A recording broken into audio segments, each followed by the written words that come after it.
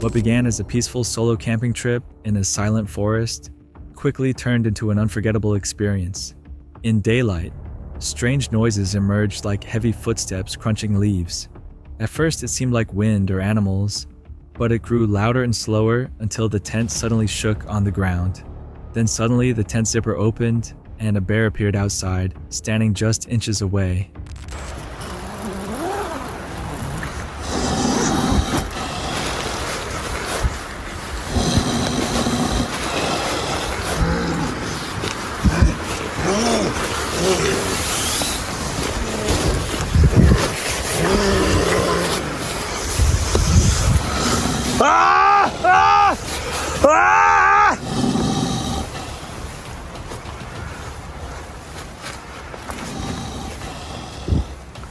It froze for a moment, staring inside, then slowly closed the zipper back with its paw-like movement. Completely frozen by danger, unable to move or breathe, the silence became heavier than the forest itself around. Then the bear started pulling the tent forcefully, dragging the fabric as it stretched and shook violently.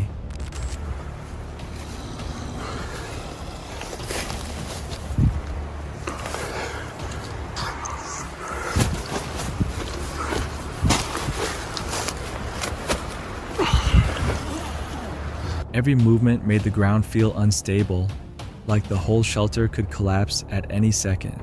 Panic filled the air as the struggle continued outside, turning the quiet forest night into pure chaos instantly. After a few tense moments, the bear backed off. I could hear it moving around. That trip taught one thing: some experiences aren't worth the risk. Camping alone sounds peaceful, until you realize you're not really alone. What started as a normal night turned into pure terror. Exploring with bear captured something unexplainable. Something slammed near the tent and fell from the sky. Then came the breathing.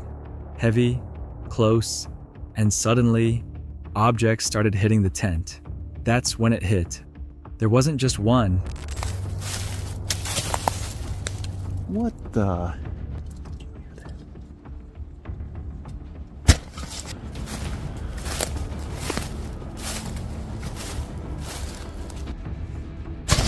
Oh! Exploring with bear. Camping alone deep in the woods, with just a tent, fire, and hand warmers. The cold set in as night fell. What felt calm quickly shifted. Every sound grew louder. Welcome back to another camping adventure, fam. This is part 2 of this series, and I'm Jer Bear. We got our tent pitched. It is becoming much cooler now. I know you're probably thinking, like, how are you going to stay warm then, Bear? That's still pretty freaking cold. This is all we're using. Rechargeable hand warmers that my wife got me. But so yeah, much darker now, much colder now. And I'll be honest, for a minute, I was thinking about reading my Bible, and I didn't. You guys got to check this toasty fire out, though.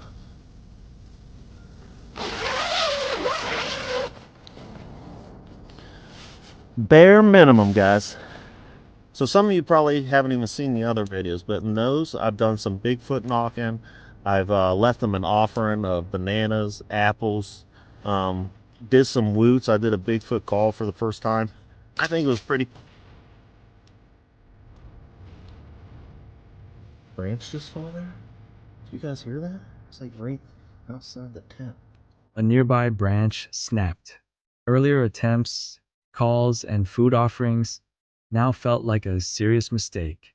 As he stepped toward the offering tree, there was no moon, only darkness and silence. Check out the offering tree, maybe the lake. So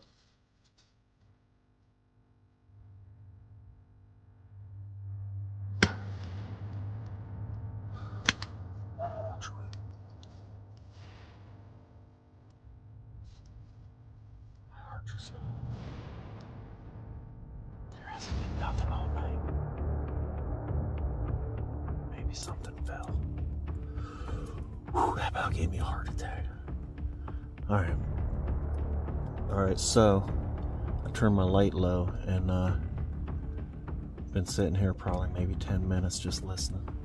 Alright guys, so I'm going to take you all to the offering tree because I don't think I showed you that yet in this video. So those of you that haven't seen it are about to see it. So yeah, let's go take a little walk. Something seemed off. What the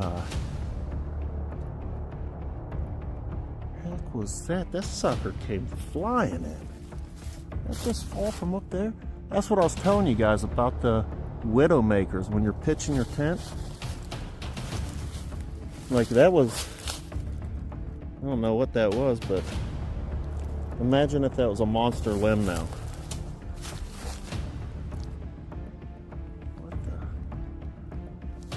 What is that noise coming from the lake? But I don't think there is a moon. Like not even a little bit of one. Then a loud bang shattered it. The woods felt alive. Back in the tent, warmth barely helped. A video played until a massive crash suddenly jolted everything awake.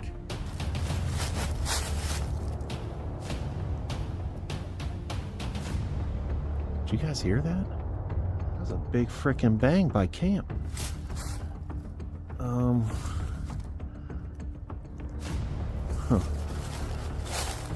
The woods is becoming alive. Back in the tent, and the hand warmers are. So they've probably been running. Probably been about a half hour though. So I mean, it does give off some warmth, but not what I was sort of hoping for more.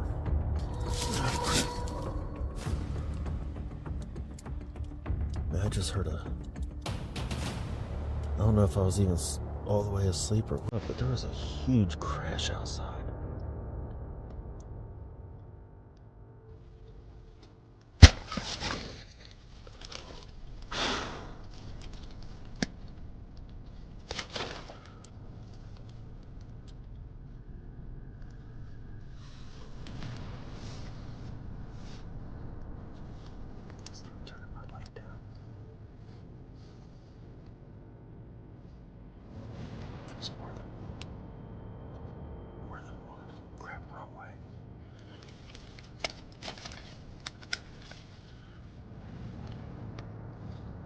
Footsteps circled the tent, breathing, more than one.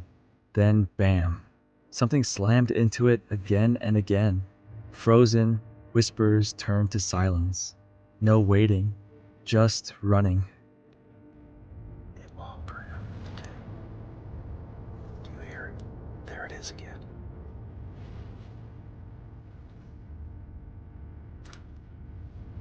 What the heck is that?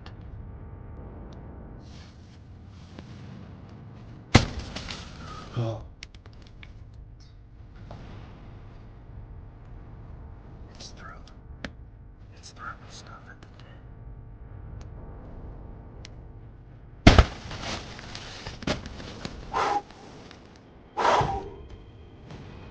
I'm armed. Man, whatever that is, I don't know what. I almost feel like it could be people messing with me. I just heard it breathing. Oh!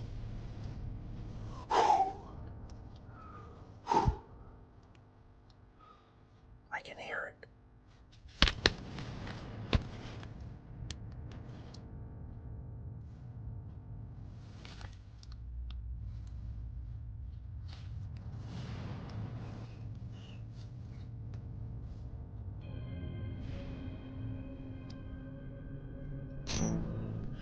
So it's been about 5 minutes and I haven't heard anything. But my heart's still about to beat out of my chest, and I'm gonna take this opportunity and leave right now before whatever that was. Sounded like there was 2 of them. There's people, creatures, whatever that was. I am leaving before they come back. I do not feel safe. I'm sorry guys, I'm not. A week later, the tent lay destroyed, slashed apart, a cinder block crushing it. That's when it became clear. Someone had been watching. It was someone watching me. Ray Savage, from the channel Ray Gloom, heads deep into the woods, excited after finding what looks like the perfect deer trail. But what gets captured later makes this setup far more unsettling than expected. He explains how he parks farther down and carefully walks up to a hidden trail. The path stretches ahead, showing clear signs of animal movement. After observing the direction, he confidently selects a spot that should capture anything passing through. Ray sets up his trail cam facing straight up the trail, making sure the angle covers the path. He explains why he avoids motion detection, noting trail cams often fail when placed straight instead of at an angle. To prevent missing anything, he switches to time-lapse mode so every moment is recorded, even subtle changes. After setting everything up, Ray leaves and heads out. I think the perfect spot would be right here. This good old spot. And just look straight up there, and if any deer come walking by, I'll catch them. So I need to get the trail cam and set it up. And we got her. So here's the trail cam, got it set up. It's facing over there perfectly. But I've got a nice little treat for you guys. There's the sound recorder. Okay, so I'm gonna have the trail cam going. I'm also gonna have the sound recorder going. I'm gonna listen to the audio first and then the trail cam, just to see what we hear and then what we see, because that's kind of the fun. You hear something and then see it later. Recalling passing someone earlier nearby. When he returns, there's a moment of tension, and he checks his setup. He starts investigating the sound recorder. Strange noises are captured throughout the night, including birds, possibly large animals, and other unclear movements. The audio feels unusual and intense, making him question what really passed through the trail while he was gone. The trail splits nearby, and he wonders if the person came this way. He fears his gear is gone, but spots it untouched. The recorder died, but saved the audio. Oh, it's there. It's funny, half an hour down the trail, I actually passed somebody. But see, the trail splits, and then this is just a deer trail. There's actually a moraine trail that some people hike. So I'm thinking they came from that way. Just really hoping it didn't steal my stuff. Oh, I think we're in luck. Nope, didn't get stolen. It's still here. He checks the trail cam footage and sees animals like deer and cows passing by normally.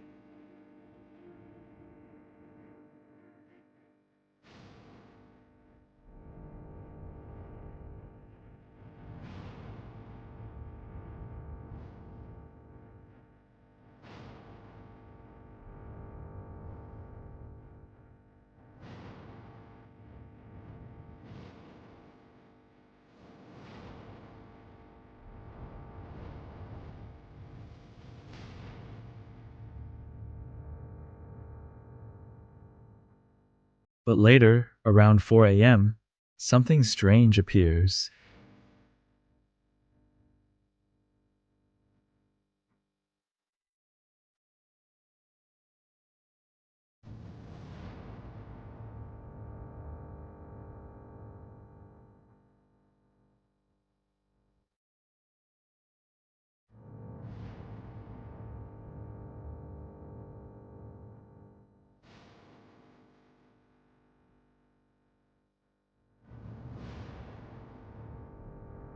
An unidentified man carrying an axe, moving close to the camera. The figure looks suspicious and unsettling, raising serious concerns about who was in the area that night. Now what appears next in the dark woods is something completely unexpected and deeply unsettling: the woodland figure. A YouTuber called Maximalist Minibus Van Life hits the road, turning a simple van into her home, traveling across places, chasing freedom, and sharing real moments from life on wheels. Her days are actually packed: Zoom meetings, YouTube work, hiking, taking care of her dog, and working as a camp host. Still, one thing kept getting delayed: setting up a trail camera she bought long ago. After finally getting the right SD card, she places it near her tent just to test it. The next morning, something feels off. Her tent is unzipped, but not the way she usually leaves it. At first, she ignores it, until she checks the footage. Oh yeah, of course, there's my job. That's why I'm wearing this uniform, because, you know, I'm getting paid to be a camp host, so there's that too. Okay, so this camera, for example, where did I put it? This camera, for example, I've had this camera for at least a year, maybe more, probably, maybe even 2 years. It's a trail cam with a little solar panel on the top, and, you know, it has its own power and everything. And I searched for it because I wanted one that had its own power so I could put it anywhere. So I should still be able to set it up. But the reason I haven't set it up is because it takes an SD card. I was at Walmart and I remembered, so I got an SD card. So now tonight I can set this up. I'm going to put the camera on this little footstool that I always put in front of my tent when I close it up for the night. It's basically just shooting right next to the bus. Probably not the most exciting place to put the camera. Probably should put it over by the creek. But for the first night, I don't even know if it's set up right, so I'm just going to leave it here. This morning I got up and my tent is open. And I mean, I know squirrels are always trying to get in there, but squirrels didn't do this. Squirrels can't operate a zipper. I haven't seen any here with opposable thumbs. And I always zip it shut from the top down to the bottom. But see, there's 2 zippers. And so it's open the other way. One zipper stays at the top after I zip it, and somebody unzipped it from the top down to the bottom. So right now it's like it's open like a flap, right? So it's open, it's zipped at the bottom. And when I first saw it, I thought, well, that's weird. But honestly, I didn't think that much about it because I don't know, maybe I did it that way. I don't think I did. I never have before. But it wasn't until later in the morning that I thought about the critter cam. And I was like, oh, let's see what animals we got. So I popped it out, put it in, and I didn't capture any animals. I captured a guy. It begins normal, campers walking by. But at 2:30 a.m., an unfamiliar pickup truck appears. Moments later, a man steps into frame. Cap, glasses reflecting light, a trash bag over him. He scans the area, checks around, then shines a flashlight straight into the tent. He leaves, then comes back. This time, he moves the step holding the camera, unzips the tent, and climbs inside, just a foot from where she sleeps. Sounds of rummaging follow before he quietly exits. Or, I don't know, I don't think it's a camper, but so the headlights come this way, and then it's a pickup truck that goes by. Okay, there he is. You see him? He's got glasses on that are shining. He's got on a baseball cap. It looks like he might have a goatee. And here he comes. He walks across. See, he's got a trash bag, it looks like. And I thought at first he had a backpack on, but you'll see in a minute it's not a backpack. So he walks by. And then it missed the first part of him, but then he comes back with a flashlight. And he's coming around, like, I have a table over here with a bunch of stuff on it. He's coming around probably checking out what's on that table. I think he's, okay, now look, here he comes. Now he's shining the flashlight in through the mesh of the tent, trying to see what's inside the tent.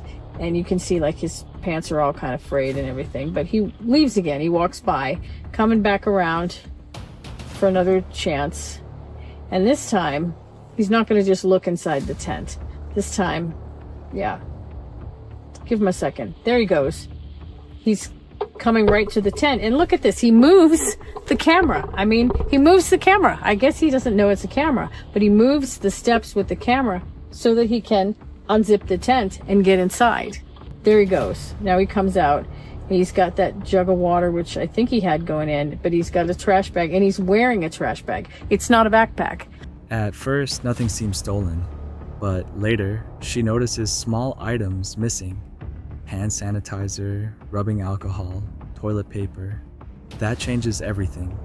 But I do have a toolbox in here, and it's got a lot of small tools, you know, things that he could have taken either to use or to sell. Things with some value, and he didn't take those either, so I don't know. It doesn't really look like he took anything.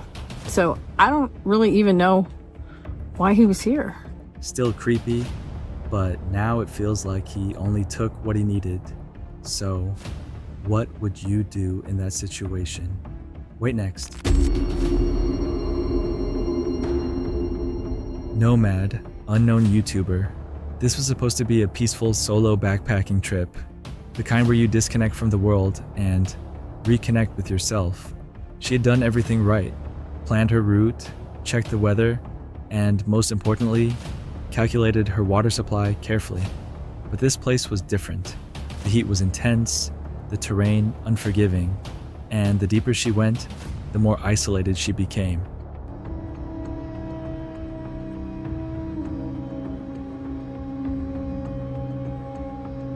Good morning. Today I am super excited because I'm headed out for my first backpacking trip in 2025, visiting an area that I've never been to before. What area is that, you ask? It is the Superstition Mountains in central Arizona.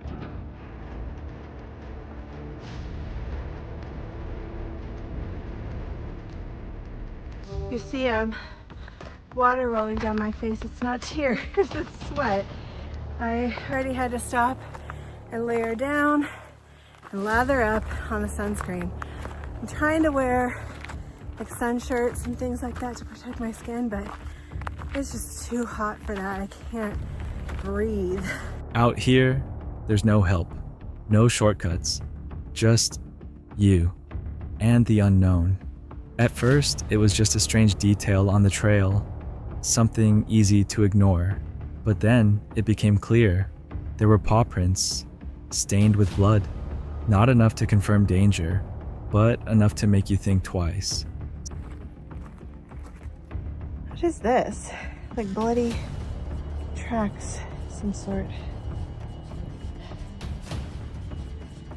Well, I should definitely follow them. Of course, they're leading in the other direction. Is there a crime scene up here? Weird. I don't see an origin. Oh, here's more. Still, she kept moving, because turning back isn't always an option when you're miles away from safety. So she trusted logic over fear, convincing herself it was just nature doing what it does. But sometimes, your instincts know more than logic. By evening, she found a campsite near a water source. It seemed perfect, until it didn't. There was a strange smell in the air, unnatural, and then sounds. Something was out there, moving, watching, not scared, not leaving. And that's when it hit her. This wasn't her space. She had walked into someone else's territory. We're gonna check it out a little bit further. Definitely won't be having a fire. This is also a nice little spot. Hey!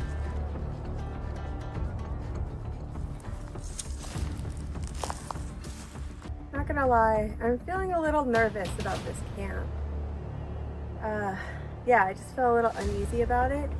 Feeling is coming from that, but also part of my logical mind just reasons that, I'm here because of the proximity to water, and the wild animals that live in this area have the same interest. And when I first got here, I heard some rustling of what I'll say is a mammal up the hill just away. And there's also an odor. I don't know if somebody just didn't handle their business properly and did it too close to camp, or I don't know, I'm smelling an animal or something, but I'm a little bit disturbed. But this is where I'm camping for tonight, so time to suck it up, buttercup, Hey!